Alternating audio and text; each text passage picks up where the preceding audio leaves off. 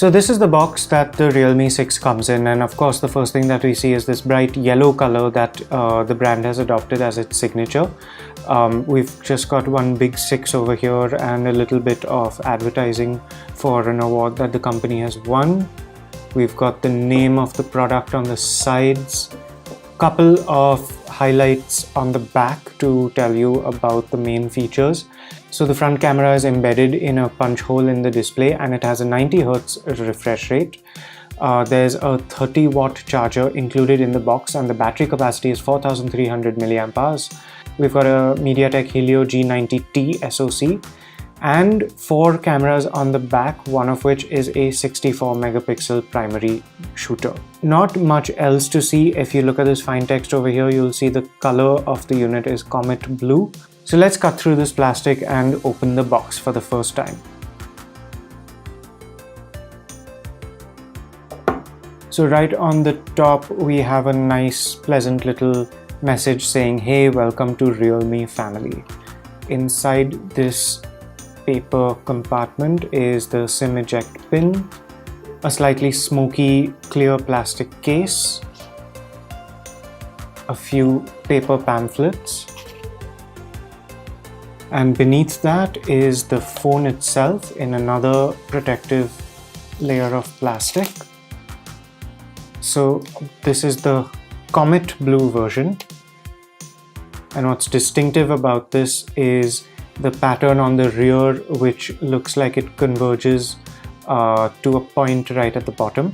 So as you move this phone around, you'll see those lines shift, but the pattern itself is deliberate. We'll put this aside for the moment. Look at the rest of the box contents.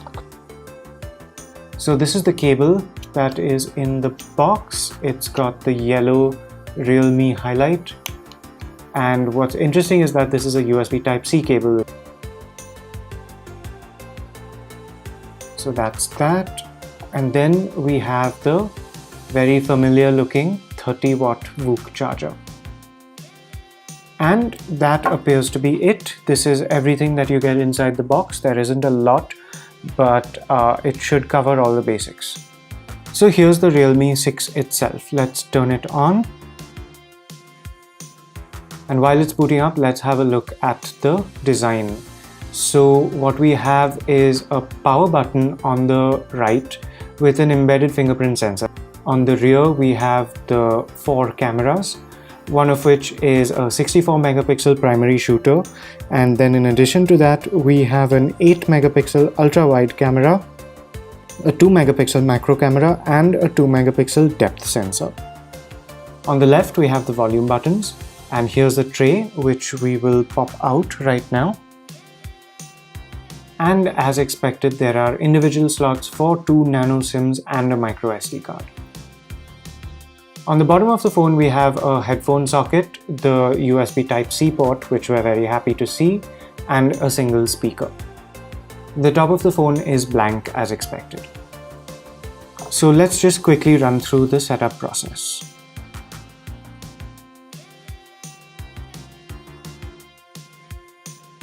So the Realme 6 has just booted up for the first time and we get to play around with it now. Let's talk about the display first. What we have is a 6.5-inch full HD Plus display with a 90 Hz refresh rate, but the company tells us that while the screen refresh rate is 90 Hz, it recognizes touch input at 120 Hz, which should be interesting to those who are looking for a very responsive phone for gaming. The screen also has Gorilla Glass 3 for protection, and the back of the unit is made out of polycarbonate. So we have a screen protector that's pre-applied, and of course the front camera, which isn't very visible right now, but there you have it. That makes it look more distinct. This is a 16 megapixel front camera. The Realme 6 is running Realme's own custom skin called Realme UI, and that is on top of Android 10, which you get right out of the box. So the Realme 6 is based on the MediaTek G90T processor, which should mean that performance will be quite good for the price segment. It will be available in 3 variants, one with 4 GB of RAM and 64 GB of storage, one with 6GB of RAM and 128GB of storage, and finally the top-end one with 8GB of RAM and 128GB of storage. One interesting detail is that the company has used LPDDR4X RAM and UFS 2.1 storage. We have a 4300 mAh battery, which might not seem like a lot, but the company does include a 30-watt Whoop charger in the box.